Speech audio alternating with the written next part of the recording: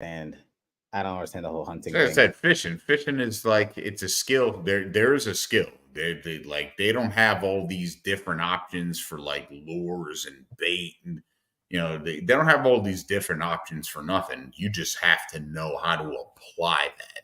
Like hey, you walk into a Dick's Sporting Goods store. There's in Jersey. It's called West Marina. It's all fishing stuff. You go in there. It's like, hey, they know what they're doing. They're giving you the answers to the tests, but you actually have to read the book to still understand what those answers are and how to apply that. Yeah, I just fishing. It's one of those activities that I want to get into. That I would love to get into, but I just I don't know. Be honest. Even if I don't catch nothing, like fishing with my son's a different story. But if I go by myself, I take a little bottle of whiskey, That maybe makes some sense. beer, sit back, relax, and That makes even sense. if I don't catch shit, I'm still enjoying the view, relaxing, and enjoying the ambiance of it all. It's the atmosphere. It's nice. It's cool. I'm like, all right, fuck it.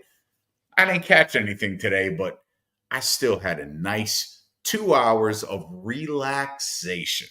No, that makes sense. It makes sense. And I want to apologize to everybody. We're lagging right now. It's a little laggy. I know it is, but just bear with me. I just got back. Internet's kind of bad. But hey, well, we're back for the first time in almost a month here. It's not lagging with you, right? It's not lagging with you. I'm sure it's not. Right, Paul? No, I'm not like I don't see you're not lagging either.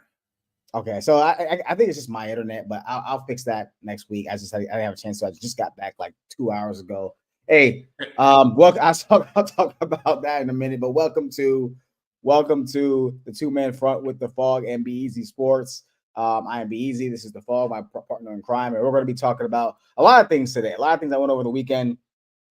Went on over the weekend in the world of football, college football, the NFL. It's going to be a fun topic today. Please don't forget to subscribe to our YouTube channel as always. And wherever you are watching across platform, it's going to be shared amongst a lot of groups. Please feel free to comment as well on as you guys make it more fun to talk about sports when you are commenting with us. Please leave your comments below, whether on YouTube or wherever it may be at that time. Some of the things we're going to be talking about today. Winners and losers of the week 6 early and late games. Wild Sunday. Wild Sunday today.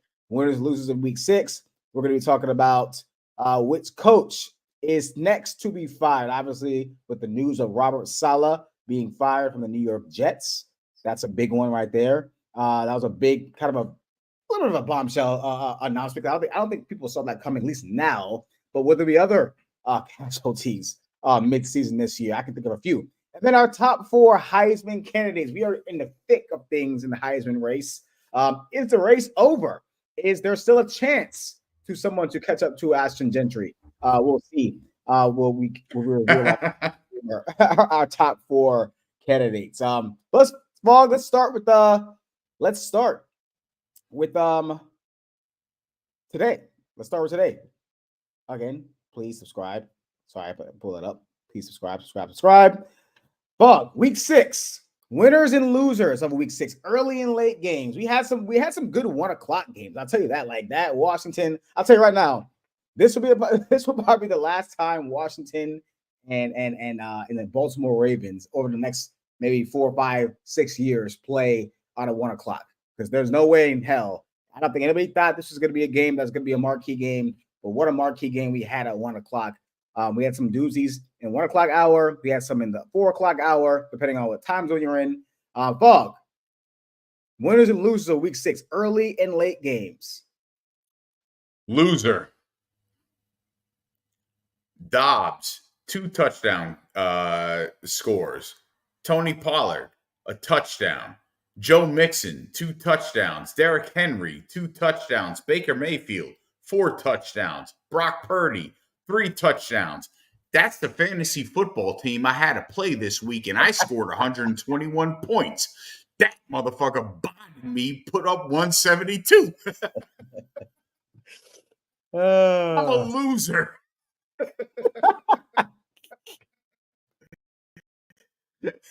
That's funny, yo. Nah, losers this week, Philadelphia. I hate saying this because it's my team, but god damn it. I would. Washington kicked the Browns' ass. And you come in after a week off and you barely beat the Cleveland Browns. And Deshaun Watson, once again, did nothing.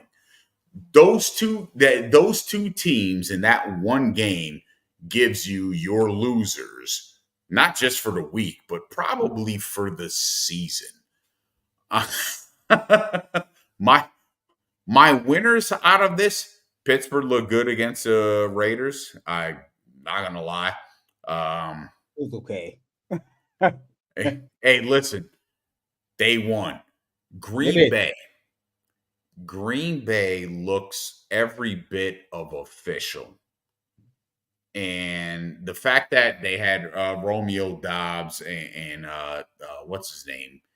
Jake, is it Jake Reed or Jalen? I forget Reed's name. Let me look it up. No, his last name's Reed, but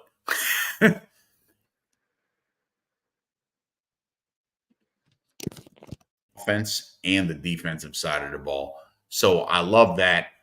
And the Texans are big winners, man. They keep doing it. And I said it before. I said the Colts. I took the Colts at the beginning of the season. I went with I guess that was my hot take. Colts winning the division, but they're not. They're not there.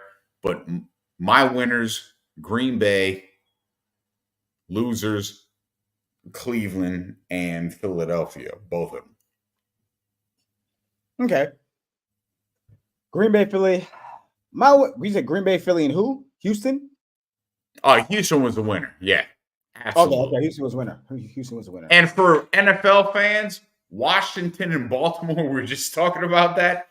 That was a great game. That's a winner for everyone. And congratulations, Washington. You actually have something to cheer about since Joe Gibbs. And when he was there, Brian wasn't born, and I was a little kid still playing in the mud. So it's been a long time. It's been a hot minute. It's been a long time. I wouldn't say. Hold on. I wouldn't say it since Joe Gibbs. I was gonna say since RG3. Like, that was what 10, 11 years ago, or something like that. Maybe 12. I don't know. I mean, it was like a blip in a radar. We're like, oh, we can get excited. No, we can't. But no. Jaden Daniels. I mean, that game was a winner. The DC or Baltimore or DMV area are in good hands at quarterback for the next decade, yes. Right? You know, as long as those guys are healthy, as long as they're upright, they are good. My first winner is Caleb Williams. I know nobody watched the game because it was on like 6 a.m. over here and 9 a.m. over there. Oh, I heard it on the drive out to Jersey. I listened to the whole game. My son was like, why are we listening to this? Shut up. I'm taking you fishing. We're going to listen to this. Caleb Williams was brilliant. Just another great performance. He had over 230 yards passing and 4 touchdowns. And Caleb Williams looks like he's starting to get it a little bit. I'm excited about that. Hey, man, we're going to get back to the Jags because they're going to be a part of another segment we're going to be doing in a little bit here. But, man, they are a dumpster fire of a football team. And it's so crazy because the last 2 years, I feel like a lot of people were picking them, especially when they came back a couple years ago against the Chargers in the playoffs. I think they were down like 4 touchdowns. They were down like 20 points. A lot of people were picking them to at least be that team that would break through. The step back they have taken the last maybe since like the middle of the year last year until now. Holy smokes, they're an awful team. They're an awful team. Trevor Lawrence. Hey, I'm a glad it's lagging right now on my end, so I can't really hear what you're saying. But I didn't say anything. Oh no? Oh, okay. Oh, I just smiled. Oh. I just smiled. Trevor Lawrence. The protege. Sorry. Man, it's hard to. I don't like. See, I don't like to just throw away quarterbacks. I do believe Trevor Lawrence can win in this league with the right ecosystem around him. I just think the Jags are a dumpster fire of organization. I know people say I know people love to say that's an excuse. It's not an excuse, man. We've seen quarterbacks go from one organization, Sam Darnold, to another Yep. one and have success. So like it's literally a real thing, right? So, but they're one of my losers. The Bears, Caleb Williams specifically, one of my winners. Another winner I had in this week. Another winner I had this week.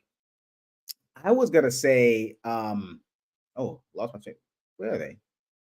Oh, the Niners. Sorry, I forgot to play. They played on Thursday. The Niners were a winner for them this week because they needed that game. That was a great whole game for them. Brock Purdy looked pretty good in that game.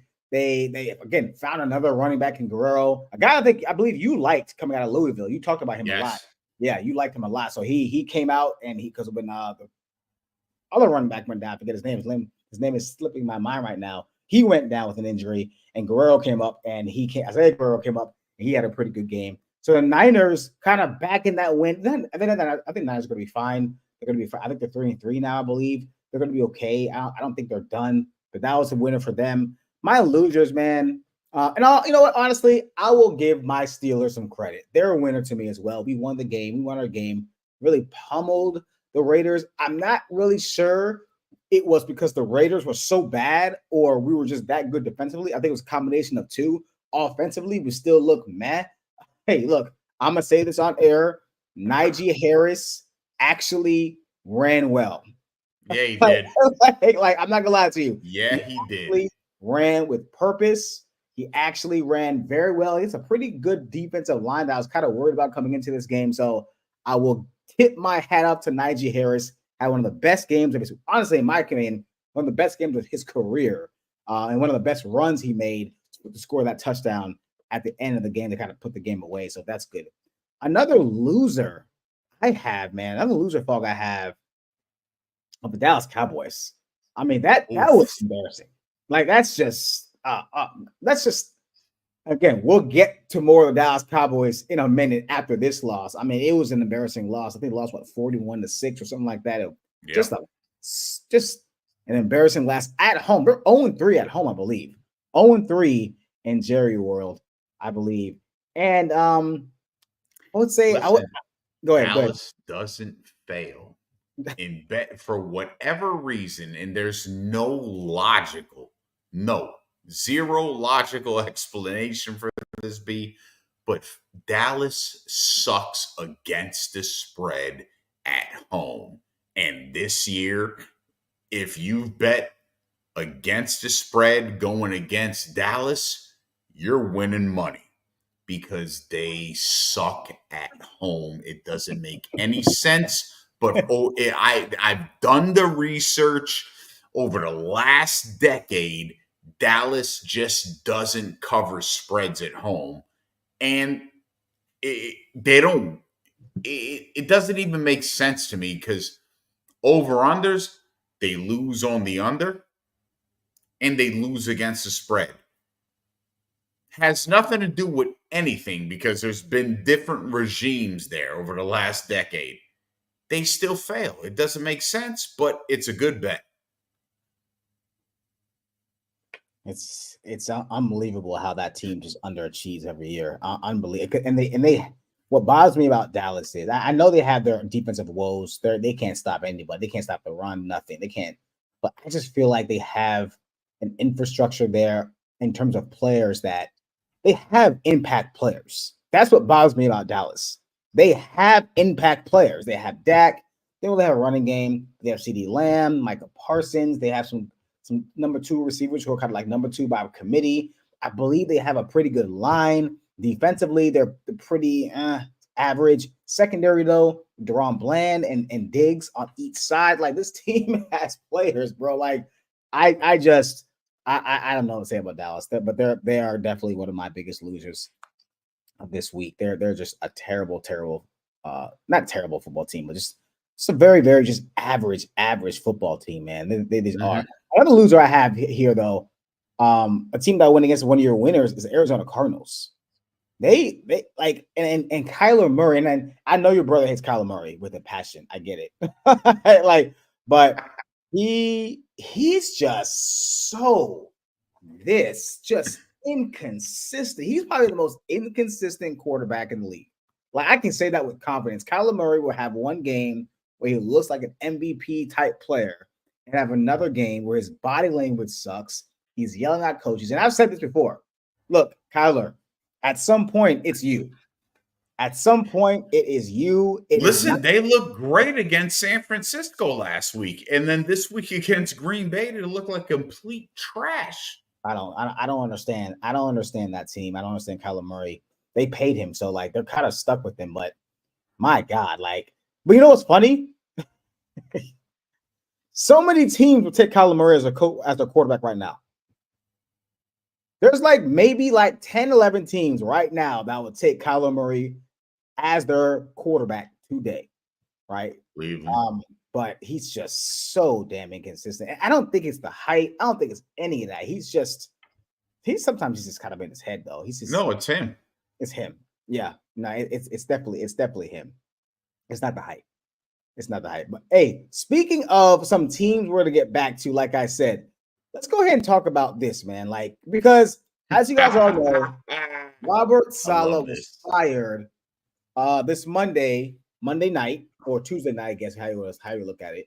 Monday by the New York Jets. Big news for the last 2-3 days, and especially in New York. Fired after about 3 years, I believe, as the New York Jets head coach. Didn't deserve to be fired. Did not deserve to be fired. 100% believe, 100% agree with that. Did not deserve to be fired. I do believe that Aaron Rodgers definitely had, whether directly or indirectly, he definitely had a part in this firing.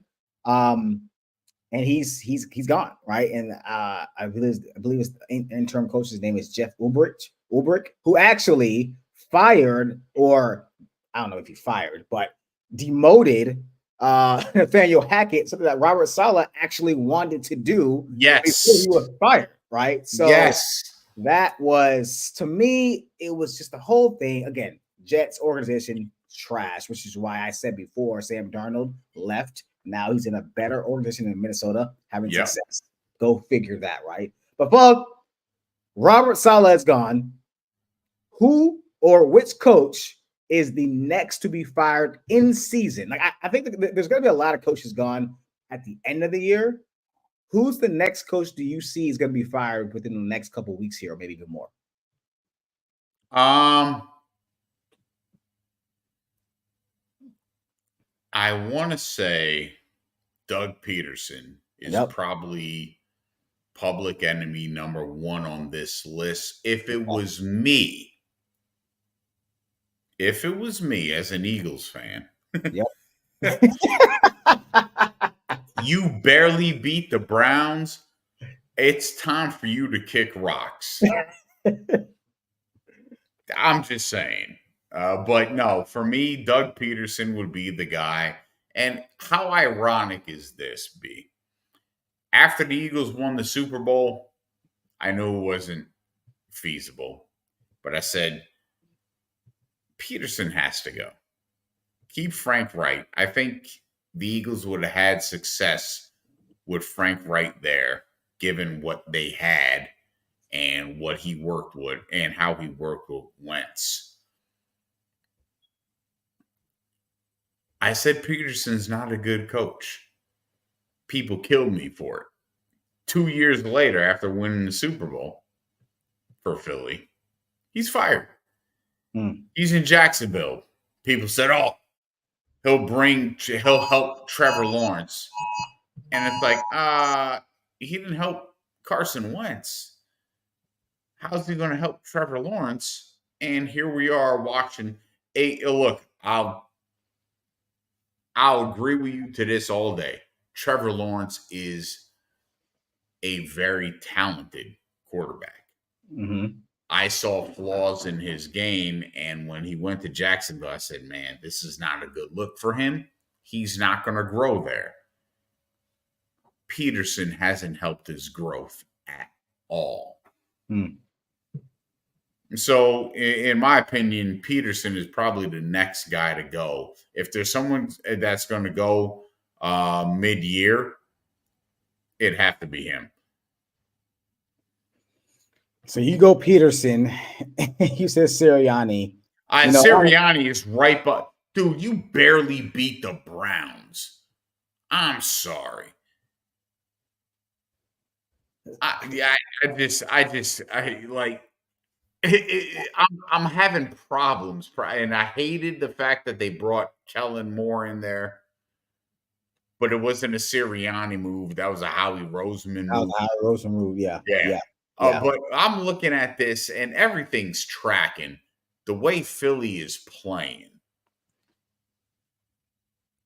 I I don't want to hear, oh, Jalen Hurts isn't a quarterback, NFL quarterback, because you asshats that are in sports media that were proclaiming him this great guy 2 years ago when the Eagles went to the Super Bowl and Shane Steichen was the offensive coordinator. We're saying, oh, Hurts could be this, this, this, this.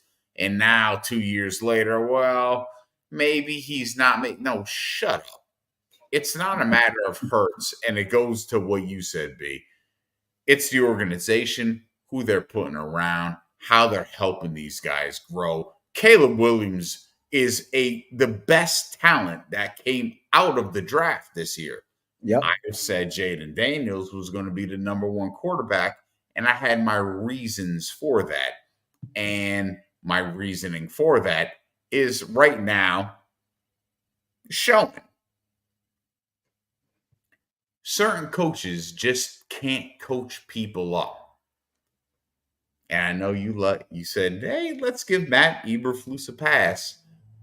But certain coaches can't coach players up, can't coach quarterbacks up. Nick Sirianni was not a guy that was coaching people up, was not making people better. Doug Peterson, the same way. He was not making these players better. Dable's on the hot seat, but I'll be honest with you.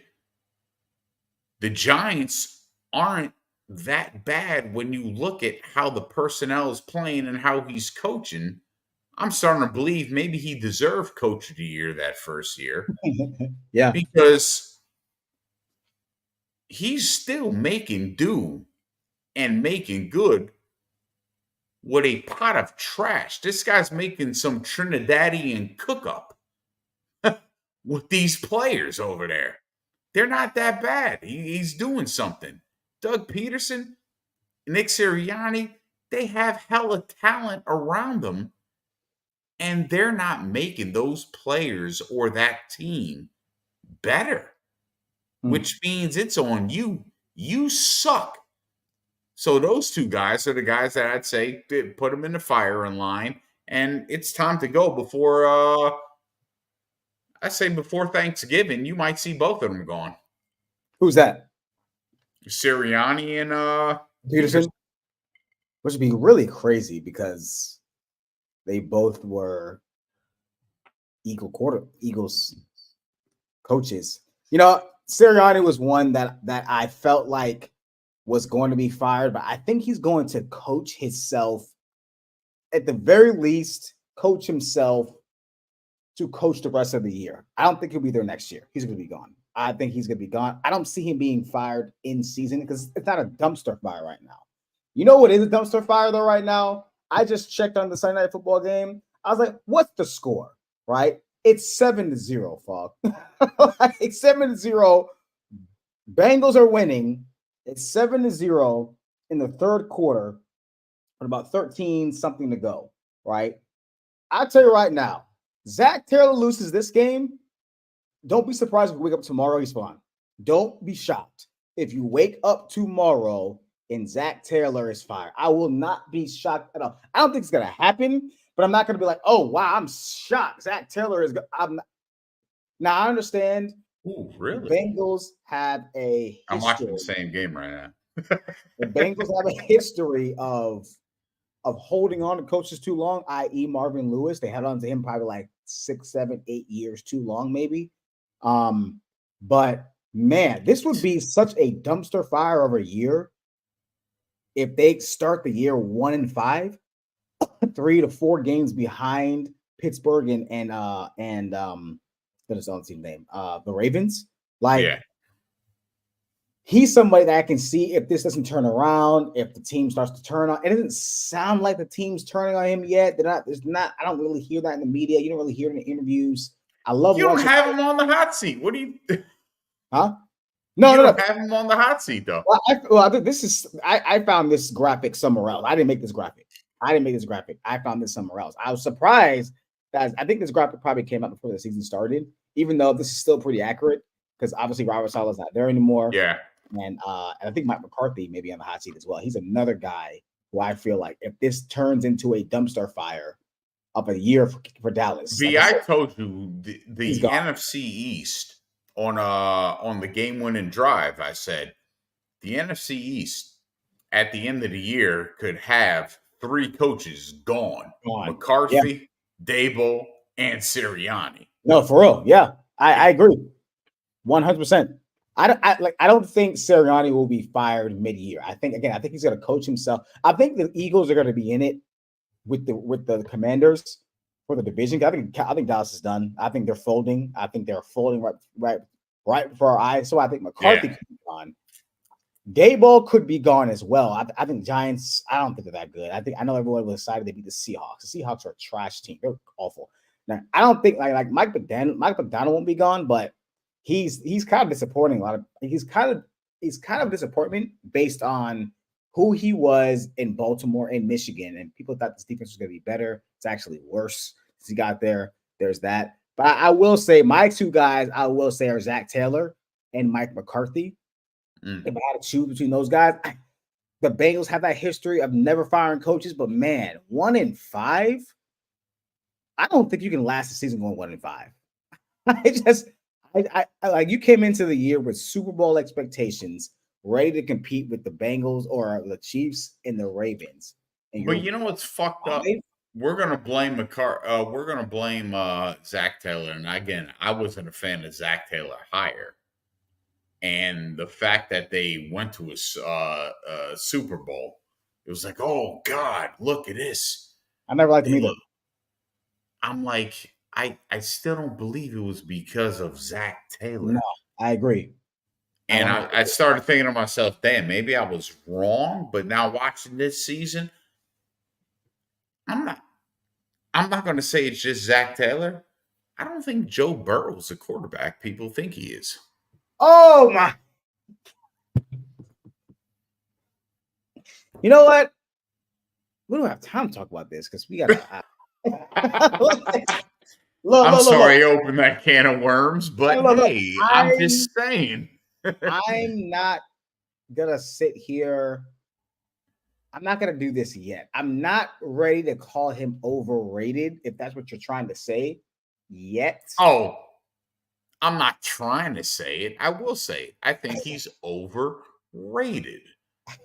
I think we overrated him, and I think people are making excuses for him. And here's what I will say: I told you this, B. I've said this consistently. If anything, I've been consistent. My comments about Josh Allen, I said he was going to be a bust. I've watched him prove me wrong. And there's certain aspects that I've done since Josh Allen, who has skewed me a certain way. I'm looking for football players. And my reasoning for picking Jaden Daniels over Caleb Williams as #1 quarterback, my reasoning for picking CJ Stroud over Bryce Young as the best quarterback, the minority of these things, and we still have time to see this play out. I could still be wrong.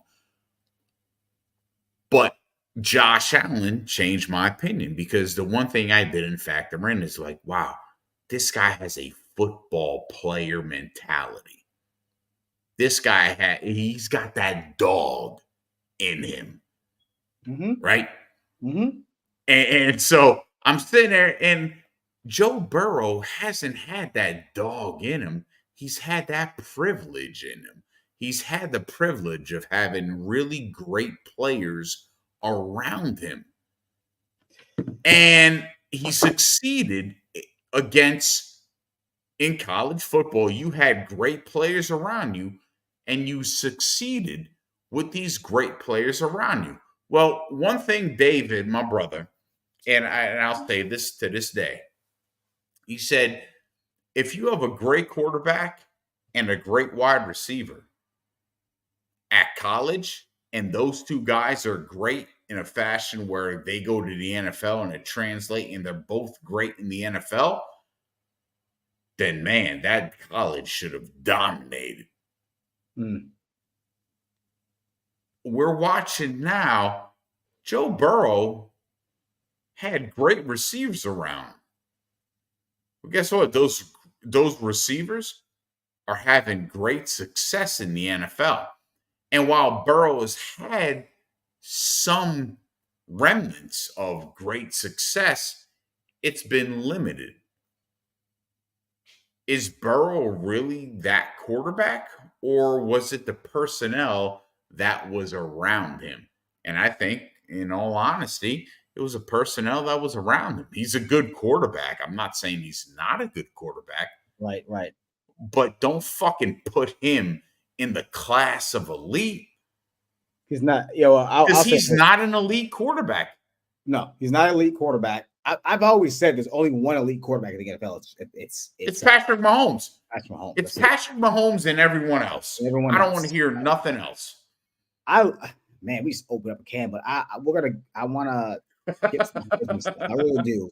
But I have been saving this for a while because this was the year I was going to say, you know what?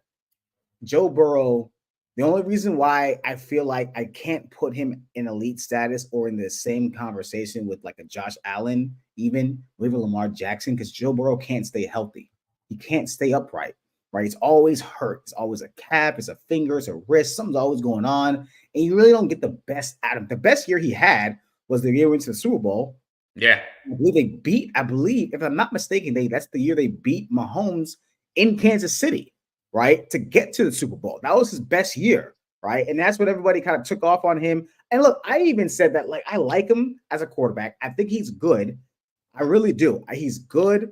He's had some clutch moments, some clutch throws. You can't take that away from him. He's not a guy that just kind of lucks anything. He knows what he's doing. But for me, it's always been like, can you stay healthy enough to stay upright? And he hasn't been that. And to be fair, Fog, he's had a good year this year. This is why I haven't been able to say it, because if they were losing because of him, I'd be like, all right, man, look, he's not having a good year and the Bengals are 1-5. Okay, that tells me that tells me a lot. It's all the context clues I need to know if someone's overrated, right? He's had a good year. Like the last week, losing to lost to the Ravens, that wasn't on him. That was, he did throw that interception, right, to get the Ravens to get into overtime. But here's the thing: we would have crucified. Yeah, no. Yeah, social media would have crucified Dak Prescott if he did that. Or Lamar Jackson, Patrick Mahomes if Lamar Jackson if he did. If they did those things. If they did what Burrow did, and that game was a great game, by the way. It was. But if Lamar Jackson would have been in Burrow's shoes and did the same thing, Jackson would have been crucified for that mistake. No, I agree. Burrow was not. So no, I'll take the side that anybody who wants to turn around and justify Burrow, fuck you. You don't know football. Joe Burrow is not the elite quarterback as advertised. I'm sorry, this commercial is not matching the food that I'm eating right now. The dish I'm eating is not matching what you displayed on that commercial. To be fair, the Bengals defense is awful. It's really bad. Defensively, they're bad. That's not Joe Burrow's fault. The Chiefs game, they should have won that game. He played well enough to win that game. Yes, he did. He played well enough to win that game. He played well enough to beat the Ravens, right? He's played well enough to probably win a lot of these games, right? Defensively, he has not come through. So I can't say I can say this: he's overrated from the standpoint of people giving him passes, but for me, it's more so of like, yo, like you can't stay upright. So like I can't trust you that you're even gonna be there when we need you, or if you're gonna be 100% healthy. My biggest thing on Joe Burrow has always been health. It's not necessarily been the talent; it's been health. That's for me. That's what's keeping him from being elite. It's the health factor. But I will say this: I will say this. At some point, Joe Burrow is going to. How do I say this? We can't keep giving him a pass because of the Super Bowl of 2021, right? And we can't keep trying to will him to be that guy that we all want him to be that elite guy. If he's not that guy, he's not that guy. I think he has the talent to do so, but I don't think he's that guy, right? Just like I don't look, fuck, I say the same thing about Josh Allen. I think he's a tad bit overrated because he gives games away, right? It's not his health, it's Josh Allen's ability to give games away. He will make plays for you, and then he will give games away. Like he's made some bonehead plays, right? But at the same time, he will make plays for you to win the game. He will play it well enough to win. Sometimes he's running to Joe Burrow. You know what? Here's the thing. I would trust Josh Allen because he's going to take that risk. Fair enough. Fair enough. He's going to take that risk. He's going to do what he needs to do to win the game. With Fair Joe enough. Burrow, we're watching the Giants right now. They're only up 7-0. Are you telling me that this team that is clearly on paper more talented than the Giants, you're only winning 7-0? Is that more? So it brings me back to the hot seat thing, though. Is that more coaching? Is that a coaching philosophy? Is that Zach Taylor? Is that him not having his team prepared in these moments? And see, that's what I mean. Like, I think Joe Burrow's good enough to win you a lot of games.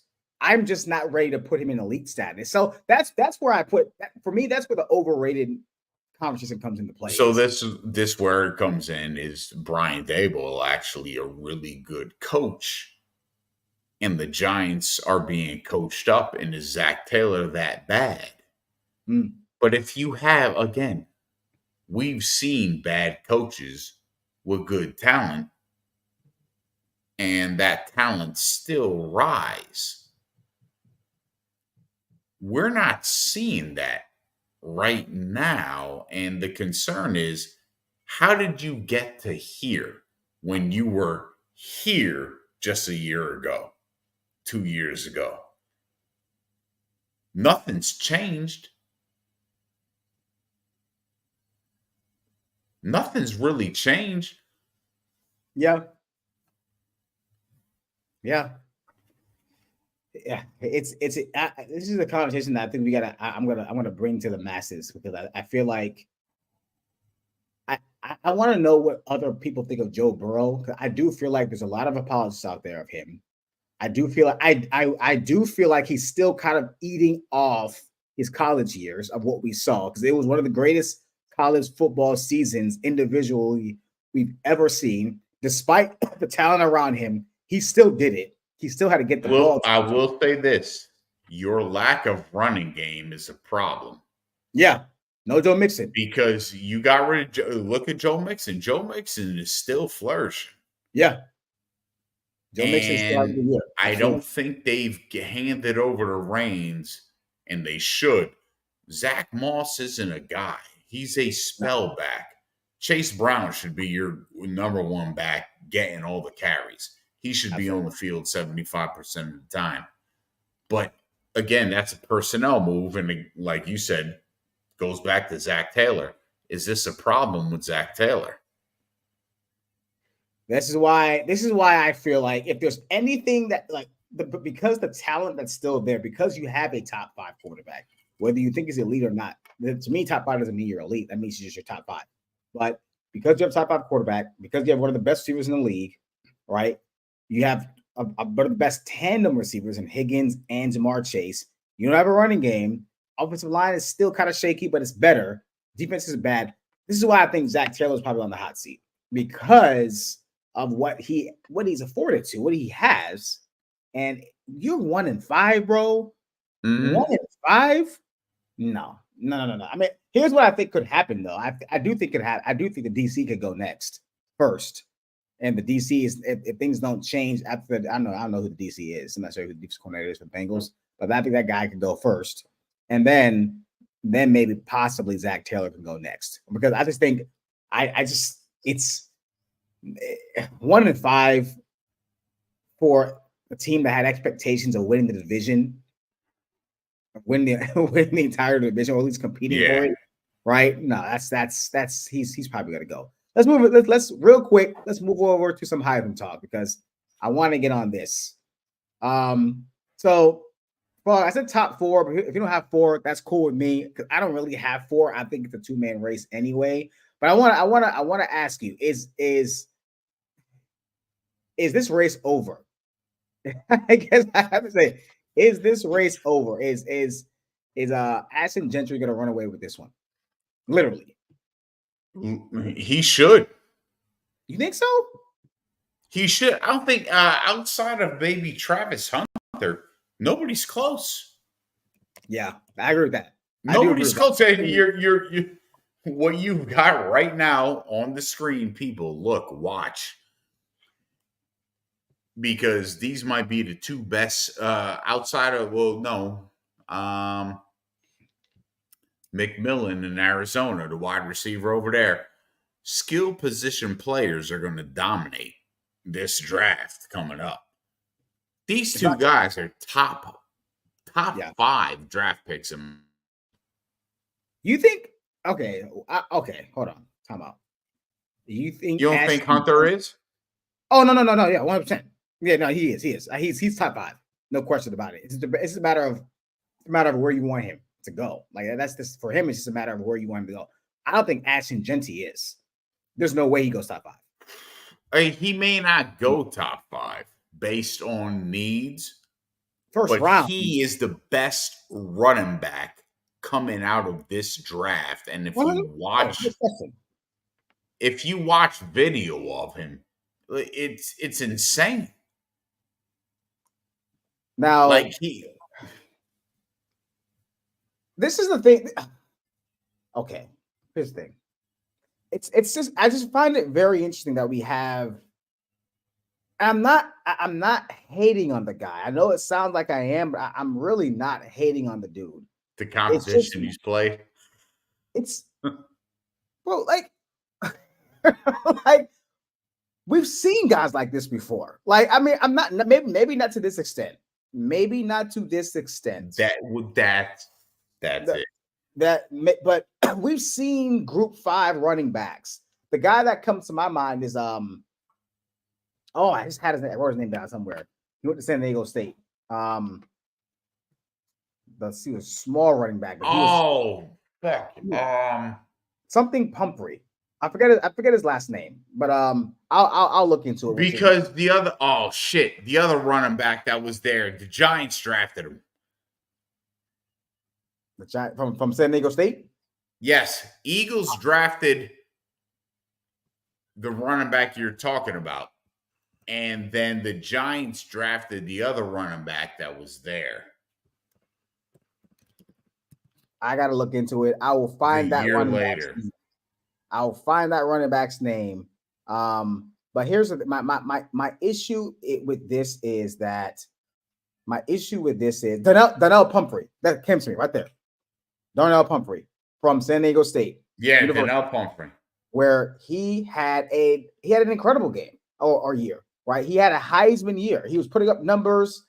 I believe in the same. It was either in the Western Athletic Conference or it was in the Mountain West. And he wasn't putting up numbers like this, but the reason why I think Ashton Gentry is going to run away with this because there's no elite quarterback this year in college football. There's just none. There's no Caleb Williams type guy. There's no Trevor Lawrence type guy. There's no Lamar Jackson type guy. No Joe Burrow type guy who are playing in the Power 5 and taking all this attention because they're playing against better competition. This is the perfect year for Ashton Gentry because there's nobody else like that. I think Shedeur Sanders should be that guy, but he's not going to be that guy because Travis Hunter's that guy for Colorado, Yeah. right? So Travis Hunter's taking votes from Shador, but Travis Hunter, in his own right, in my opinion, is still in the race, even though he did not play. He didn't play like I believe like the last 3 quarters of the game, and I do believe he had played, they would have won because he would have made a couple plays on both sides of the ball to keep Colorado or either put them ahead or keep them the lead or have them keep the lead. But Travis Hunter had a bad game, right? Or he had a game that was of no impact. That's fine. The reason why I think he's still in it because every single year Heisman candidates have these games where like, okay, it's kind of a dud. Ashton Gentry, is gonna have one of these games, and it's gonna impact him more because he plays in the Group 5. Like, Yeah. if you don't go over 150 yards against freaking San Jose State, that's gonna impact you more than if Travis Hunter, who plays in the Power 5, despite Power 4, despite how you feel about Travis Hunter, how you feel about Colorado in the competition, he still plays in a Power 4 conference, right? And he's going to be playing against better competition. He's going to have more chances to have games where his game's going to be more impactful. With now look, here's the thing. If Genty breaks Barry Sanders' record for rushing yards, then it's over. And I will say, I believe Boise State, if I'm not mistaken, Boise State's in the top 10. Yeah. Right? They're a top 10 football team. So it's not like they're like some like. Wait, no, did they? No, I don't think they are. AP poll did not have them in the top 10. They're 15, but they're in the mix. They're winning. Yeah. Is what I'm saying. They're winning, right? They're winning. And let's see who they have. They don't play any ranked teams here on out, right? The next team they play is UNLV, which is crazy, right? I think they have a bye week. So Travis Hunter has a chance to kind of put his name back up there. And then they play San Diego State, Nevada, San Jose State, Wyoming. What he's doing, I remember Donnell Pumphrey. The other running back that was on San Diego State was Rashad Penny. Oh, he's awful. Good Lord, he's awful. But again, people thought he was going to be great. And I argued when the Eagles drafted Humphrey, I was like, I think he's going to be a third down back special teams guy. I was wrong about that even. He didn't make he was on the team for 2 years and then they cut his ass and that was it. His football career was over. But I said Rashad Penny was not that guy either. What I'm watching with Genty is something different. He's dominating, and you watch it and you go, okay, well, he's playing against chump teams, but he's dominating against those chump teams. Like he's beating the brakes off of them. It would be one thing if they're just winning and he's just doing good. Yeah. No, every game he's doing great. It's almost like watching a high school football game where you're going, wow, this guy might take 12 carries for 200 yards and 3 touchdowns. And oh shit, he did it. It's very I'm not gonna lie to you, Fog. It's very impressive. It is. It's very impressive. It's amazing he's in Boise State.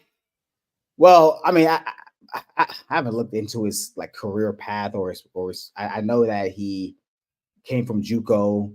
I do know that he had an opportunity to go. He's from Florida, right? So I do know he had an opportunity to go to some Power 5 schools, but maybe he's wanted to play. I don't know what maybe he's wanted to play. And Boise's not a bad school. I mean, it's a good football school. So like, it's not like he went to like a real like a scrub school. He's not a good power or group. He's not one of the better Group 5 schools in the nation. He's right. They're in the hunt to get into the college football playoff. And honestly, if he does, what could help him a lot, really, if he does get into the playoff and he dominates those teams. Yeah. Now we're cooking with gas. Now we're cooking with gas in terms of top 5, top 10, top 15. If he doesn't get to the playoff and he still does what he's doing, he's still gonna be a first round or second round pick because he plays in the Group 5 and he's playing against guys, man, who are going to be insurance guys. Okay, we know that he's not playing against He's playing against very marginal competition. I understand what he's doing is incredible. He's an incredible back. Do I believe he will do this in the SEC? No, but I still think he'll be a pretty good back. Yeah.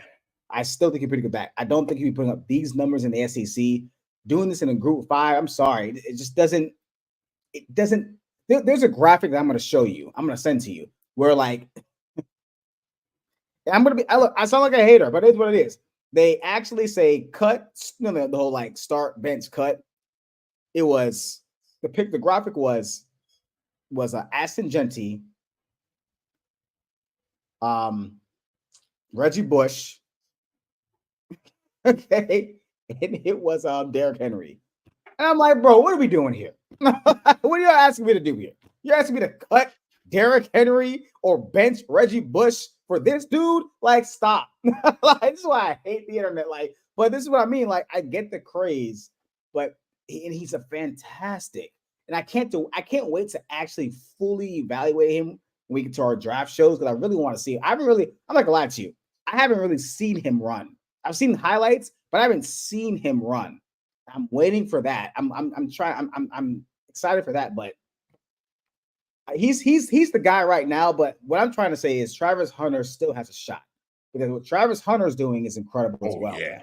So like he still has a shot. Like he had a shot. Listen, Colorado is way more impressive. 100%. I'll say this: I didn't think they were this good. Remember we had our show? Definitely, yeah. They've impressed me. We had Colorado winning like 3 games. Yeah. And like after they like, I mean, look, they still got to the rest of their schedule is pretty tough. Let me pull it up real quick. The rest of the schedule is pretty tough. It'd be tough for them. I think they got 4 wins right now. I had them at 4 or 5 wins at best. I had them at 5. But man, they look, even losing this past weekend. They also Horn got hurt. Hunter got hurt. They lost their top 3 wide receivers. Yeah. And they still only lost by like 3 or 2. 3. Like that was like Travis Hunter. Travis Hunter plays in that game, they win.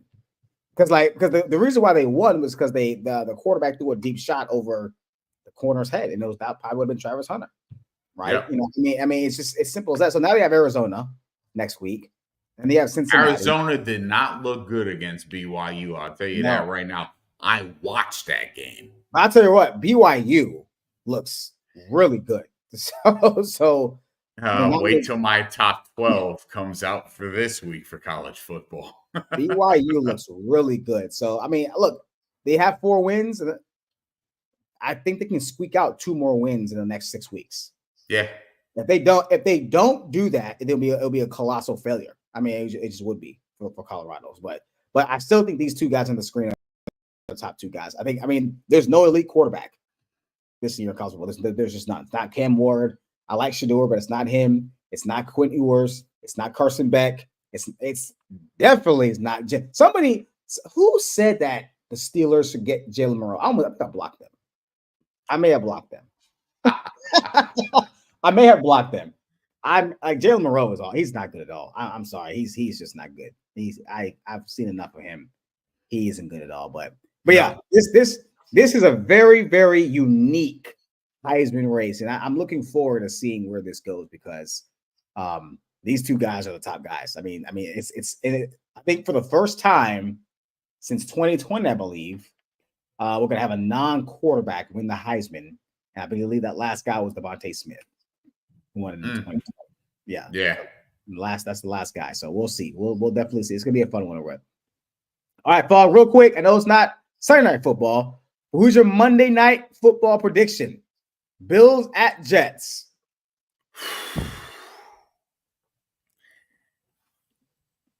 I hate the fact that the Jets changed head coach.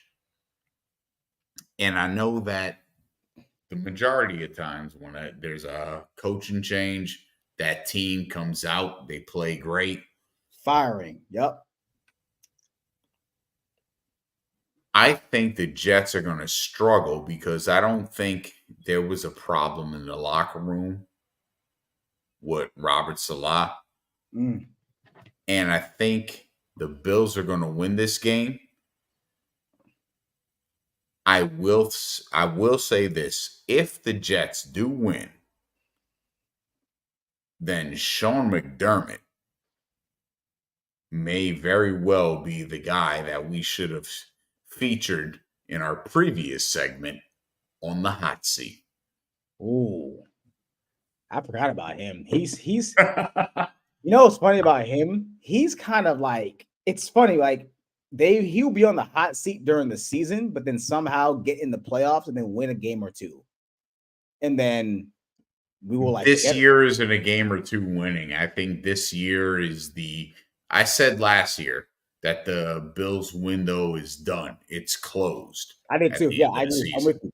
I'm with you. Yeah. And we've seen so far two different Bills teams right now. If they lose to the Jets, that's 3 straight losses, and this is a different conversation that we're having about the Bills. The Bills win, then we're looking at the Jets organization and saying, hey, yeah, you guys are the dumpster fire you always been. You reached out for Aaron Rodgers thinking you were getting Tom Brady. And Tom Brady effect is killing the NFL because everyone thinks, oh, you got to win Super Bowls. Oh, look what Brady did. Oh, Brady could go to another team and help you win. Peyton Manning went to another team and help you win. And it's like, did you not see what happened during those seasons? And if Aaron Rodgers was Tom Brady, wouldn't he have won more in Green Bay considering the opportunities he had? Yep. I'm just saying. 100%. So 100%. yeah, the Jets are in the situation. I'm gonna take the Bills here just because I don't think the firing of Robert Salah is changing the dynamic of that locker room. They promoted the defensive coordinator that Salah wanted. And he did exactly what behind the scenes got Salah fired. He demoted Nathaniel Hackett. You know, for the simple fact that you made a great point saying that the locker room culture wasn't the issue, but Robert Saleh still gets fired. At the same time, I didn't really hear anybody like come out and like in defense of Robert Saleh. At least to my knowledge. I will say that if there's one person that's going to be fueled by this in a positive way, it's going to be Aaron Rodgers because he's got something to prove. He's going to want to distance himself from the idea, which we all know he had something to do with it, but he's going to want to distance himself from the idea that he was the reason why Robert Saleh was fired. And I will say that he's going to have to really show that, man, I was brought here to win because I'm here to win, right? And if he doesn't, then it was a failure. And honestly, it will be a hit on his legacy, even though he's going to the Hall of Fame. It'll be a hit on his legacy. I think he's gonna come. I mean, I'm picking the Jets. It's at home. They're gonna be fired up. New coach. They're gonna be rally around the new coach. It's gonna be a hard win because the Bills are not they're no slouch. It's gonna be a really tough win, but I think Aaron Rodgers is probably gonna have his best game of his career. Not his career, but since he's been a Jet. I can see him throwing for like 3 touchdowns, maybe over 300 yards, something like that. Great passer rating, Aaron Rodgers stuff, right? Vintage Aaron Rodgers. I can see that easily. If it doesn't happen and they still look bad, then it's gonna make Aaron Rodgers look even worse, honestly. Which I'm rooting for. I'm rooting for that. So I am not afraid to say that I hope the Jets lose every game. And Aaron Rodgers goes into the dark, literally, and his career ends very, very soon. I'm waiting. Listen, he's on the wrong side of 40, and he is not Tom Brady. It's not it's just, and I'm hoping we see that as time goes on because I'm over the whole idea that this was supposed to believe that this 41-year-old supposed to listen. You're seeing it now. He didn't look like he's not the same. He's not looking good. It's not looking good. You can't blame Robert Saleh, even though Woody Johnson wanted to. Yeah, again, this is a guy that He's just not looking was good at all. he. I think you posted it, and my brother commented about the interceptions, and I'm like, huh. I hate the fact that my brother, yeah, it No, makes interceptions irrelevant because if you look at some of the quarterbacks, a lot of quarterbacks actually that have won Super Bowls, they've won it in years where they threw double digit picks, where yeah, they were in the top 10 or top 15 in interceptions. And it goes back to the fact that, well, they were willing to take the risk to win it all. And yep, Rodgers has shown just the opposite. yep. You And have one Super Bowl appearance, a Super Bowl win in the year you had a top 10 defense, top 10 rushing attack, and you were a top 10 quarterback, top five statistically. And that was it. Eli fucking Manning has two Super Bowl wins, was never a top 10 quarterback in those Super Bowl wins statistically, didn't have a top 10 defense or a top 10 rushing attack. No, he had top 10 rushing attack in one of those years. And he's got two Super Bowl wins. And as much as I shit on Eli, he was still willing to take the risks and make the throws that Rodgers just wasn't able to do or didn't want to do. look, man, it's not a secret that your brother he's on to something because look, last two Super Bowls, who won it? The Chiefs. Who was the quarterback? Patrick Mm-hmm. Mahomes. How many picks do you have? 12 and 14 the last 2 years, Yep. right? The year he won the MVP, where I believe they probably would have won the Super Bowl in 2018, his first MVP. He had 12 picks, right? Yes. You go to Brady real quick. We go to Tom Brady. Okay, Tom Brady. How many picks? I believe Brady's maybe a little more efficient TD interception ratio, maybe a little efficient. But the year Brady, the year they won the Super Bowl, 2020, he had 12 Mm-hmm. picks, right? Back in 2003, had 12 picks. 2004 had 14 picks. 2014, he had 9, so he was close. 2019, he had 8, but that was one of his worst years statistically for Tom Brady, right? So your brother makes great sense about being about Aaron Rodgers being very very risk averse and not wanting to take the chances when necessary to Yeah. win. It makes a lot of sense. It makes a lot of sense, right? So look, I mean, it's not gonna happen now. I don't think the Jets are winning the Super Bowl.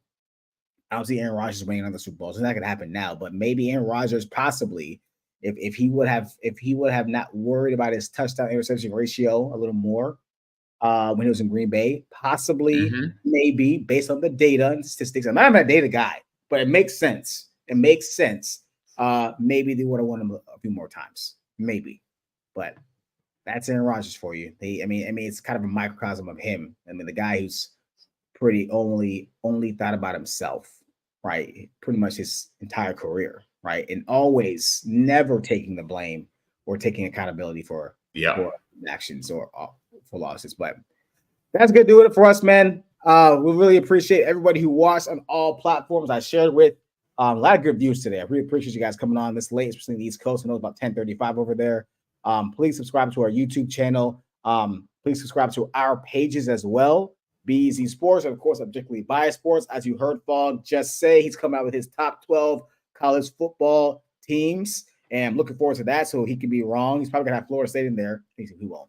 He will not have FSU in that. But I am interested in seeing where BYU lands, as well as Boise State, because we talk about that a lot. But we'll look forward to that. You guys keep an eye on that. I'll share that on my page. It'll be on his page on Objectively Biased Sports as well. But really appreciate you guys staying strong the last 3 weeks. I know it's been a little wild ride, but we're back to regular scheduled programming. We'll be here every Sunday night to recap the games, early games, late games, Sunday night games, and give our Monday night prediction and talk about college football as well. Every Sunday night, be here with us so we can have a good time and talk some football. As for myself, BZ Sports. As for Fog, they typically buy sports. We'll see you guys next week. Giants just miss a field goal.